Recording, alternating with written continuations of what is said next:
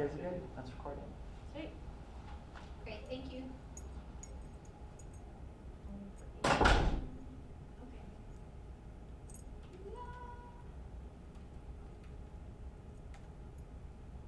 Okay, so I just want to review our process. So we're going to input our data, and then we are going to do what we notice about our data, and we'll do a roundtable about what we notice about our data. And then we'll do a roundtable about what we wonder, which could take us into action steps. And our action steps could be whole group action steps or individual action steps. So we'll want to make sure that we get those things noted. So I'm going to model with Whole School Summit data. I haven't even logged in yet today. And so at the end of this week, we were hoping to be at 60% proficient in cognitive skills.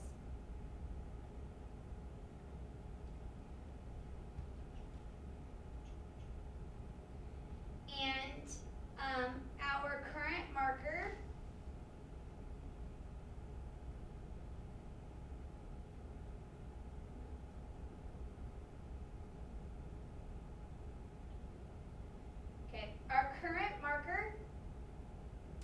for cognitive skills in our school at above 70% is at 50. That's up from yesterday's 49, so something got graded and went up. However, our goal for math was 60% at in math unit, and we're now at 59%. Yesterday it was 60. So we want to take a moment and celebrate, woo, in math, that math is right there at that proficient, hitting, trying 59, but almost 60. So that's our data here. And then let's take a look at the junior data specifically. So the junior data on cognitive skills is actually 54%. So the juniors are above the school average of 50. And then you see the 32 here, that's because on this screen it does it over 80, but the other screen it was over 70, so that's the difference there. So, so you can see that your percentage is closer to 60 as we're trying to get our cognitive skill average to hit our 60%. You can also see comparatively seniors and freshmen and sophomores, and you can see why our average is getting pulled down by a certain group. Is there a way we can see this data over time?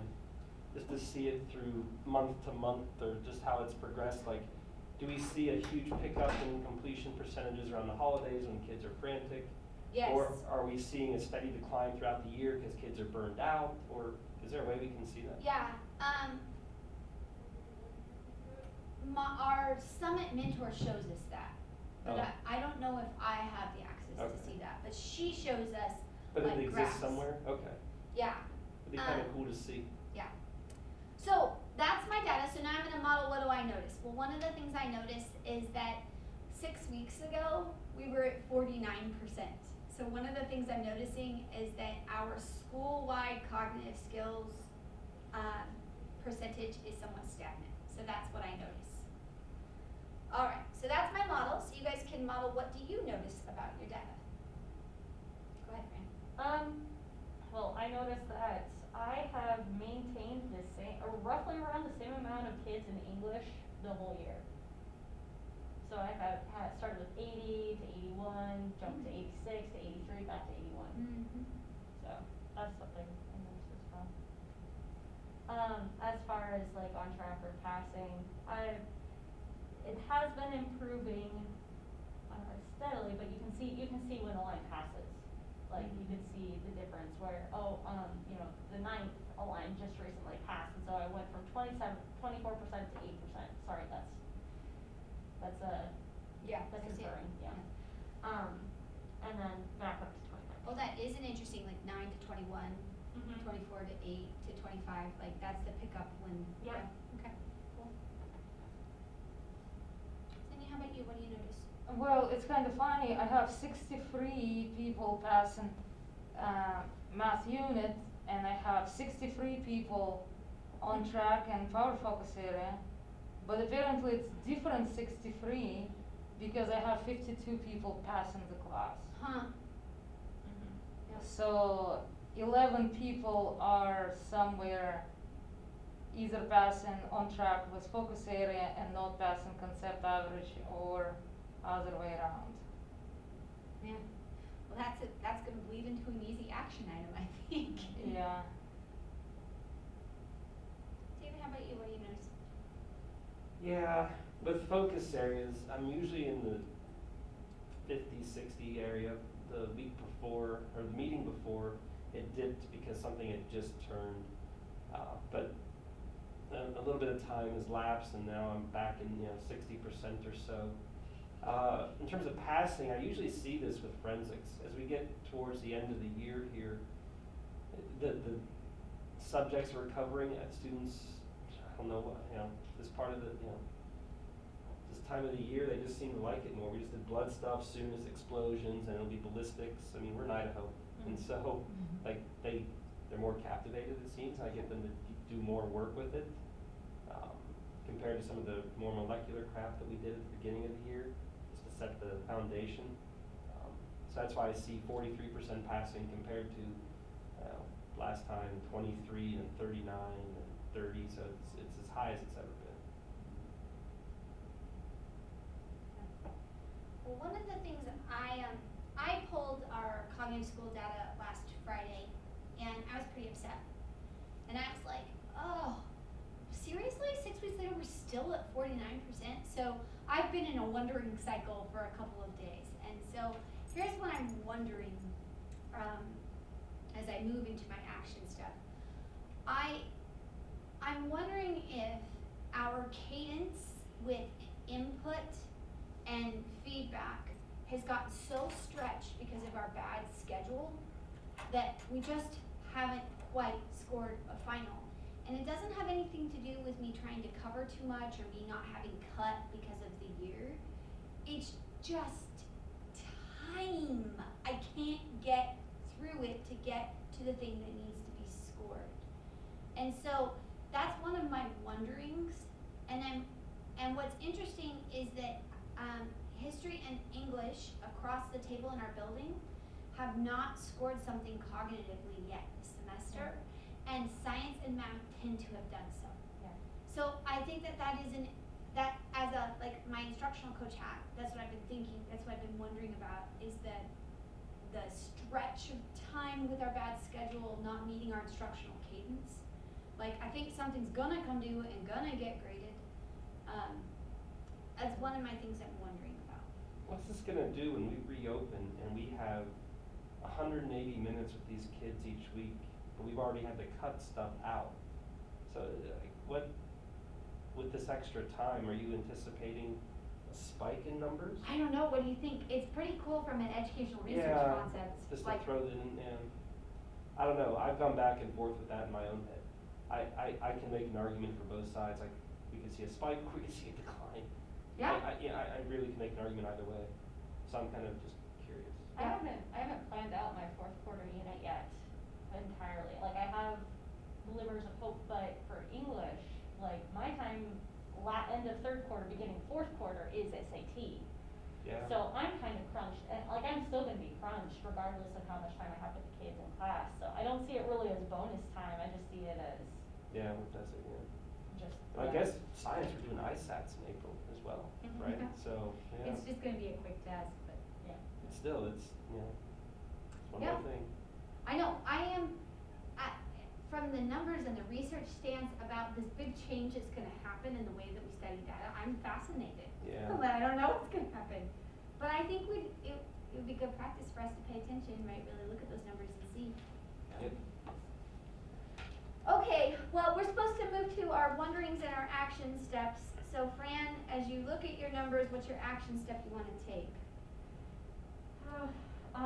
I am in the process of making missing work checklists and giving those to students, and I'm, on those checklists, I've got, see checkpoint 4 for your missing project, and here follow those instructions, and then I will, get that to you if you want those that. So just trying to get kids from the backlog of, hey, this is what's bringing our pop skill average down. If I can get some of those older projects in and scored, then that'll help us. Like Kirsty did, like Exactly, Kirsty's? yep. Okay, so Kirsty Katie printed half paper sheets for I'm doing each it. kid. So this is what my pencils are. Show 'em. Yeah. So,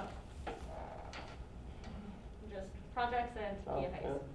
That's all I'm doing. So what's interesting about that is that kids have it digitally color-coded, whatever, but when she gave seniors a tangible, like, print checklist, they were like, oh, thank you so much. So I'm of two minds about this.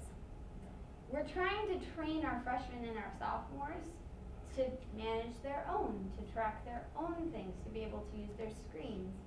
So I'm not certain, you saw that our sophomores are dip, right? I'm not certain that offering this like paper strategy is the thing, cause that's a teacher doing that.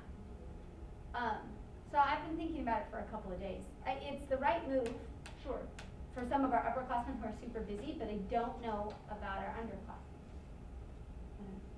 So that's your action step. Yep. Okay. Xenia's action step is easy. Well, when I'm doing workday with them, I'm coming around and telling them what they need to do and ask them what's their plan, ask them if they want to come on Wednesday, and it did help with few students, like couple students, like, okay, I will be here Wednesday, and they show up and start catching up, so just get them talking about it and say, hey, this is what you can do. It's just, I'm wondering at what point it's too much to catch up at this point. Like, I have few students and I'm looking and like, that's not gonna happen. So like, I'm coming and talking to them, but I think we both know that that's not gonna happen. But you have 11 students who only need one or the other thing. Oh, those will get it, it's, yeah, that's not a problem. I mean, those 11 probably will be, half of them, at least by the end of the day, should be fixed. Yeah. Yeah, so the Wednesday intervention has been interesting.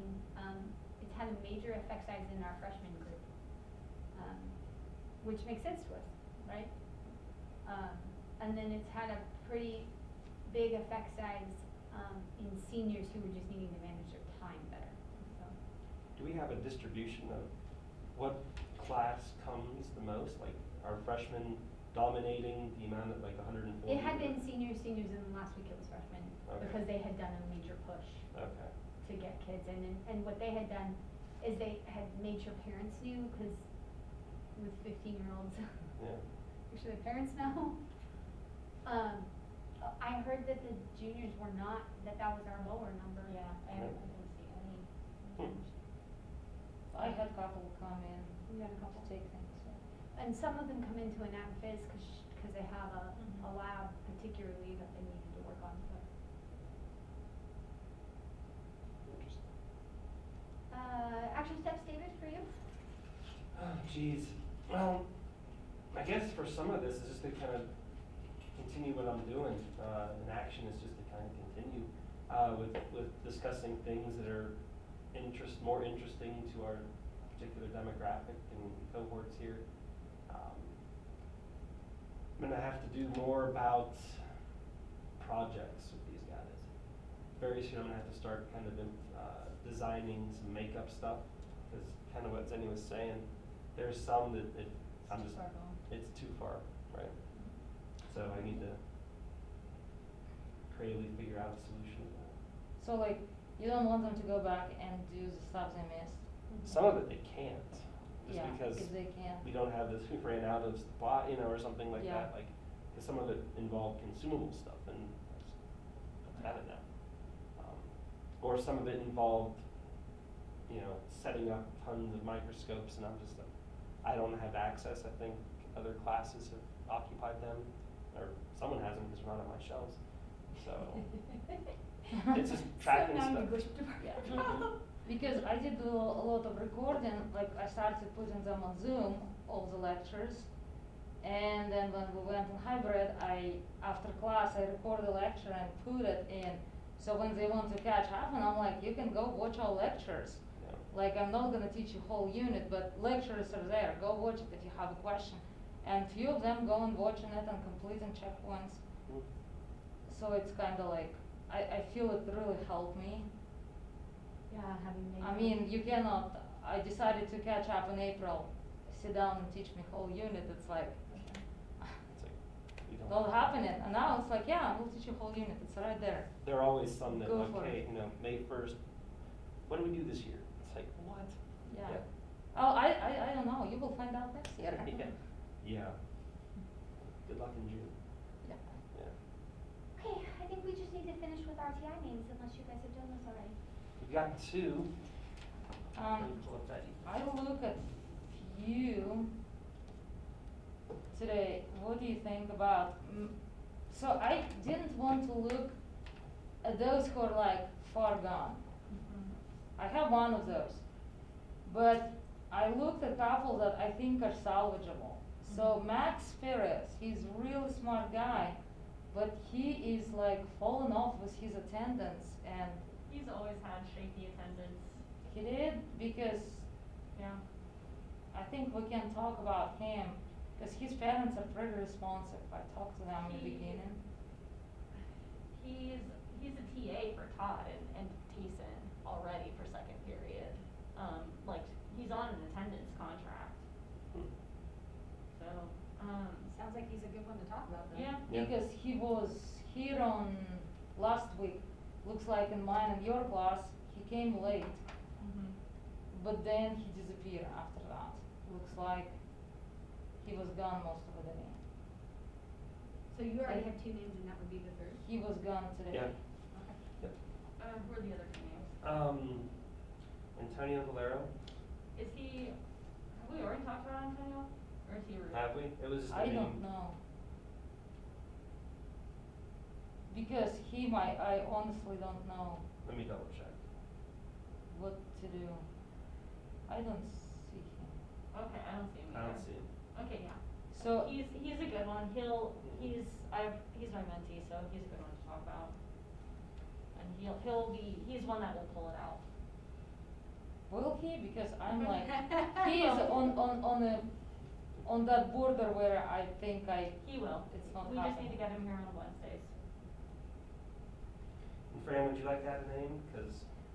I think Antonio would be a good. Okay, Antonio, so we have, what was the first name? Max Perez. Max Perez. I'm just gonna make this email to myself. I also looked at Kyler Apodaca. Mm-hmm. Max Perez, Is Kyla struggling? Antonio. Kyler is, He's also my mentee. Is he better or worse than wrestling season? This year he's worse. Normally during wrestling season, he kind of picks it up a little bit. Yeah, cause there's time and support there.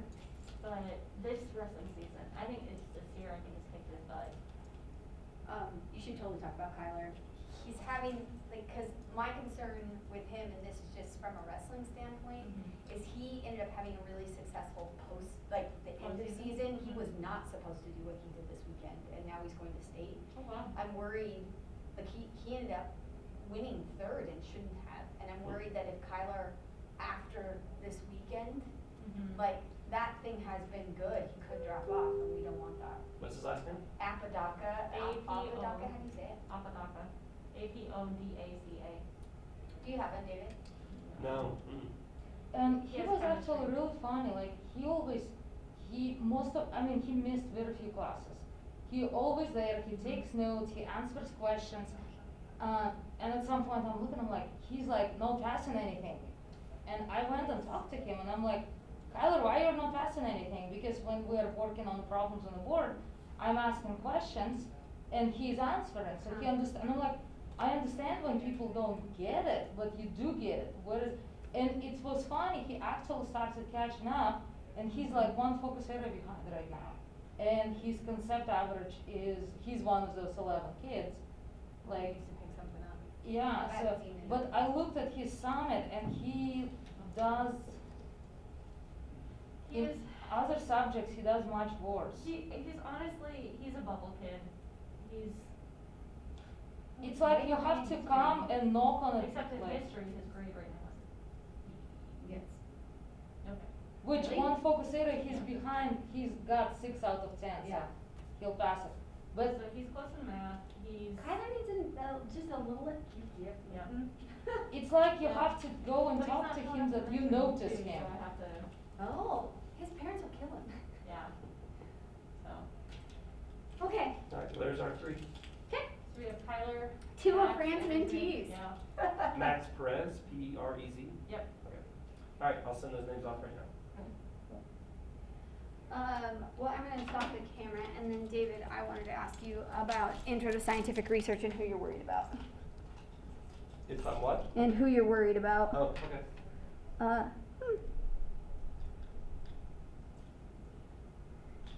like,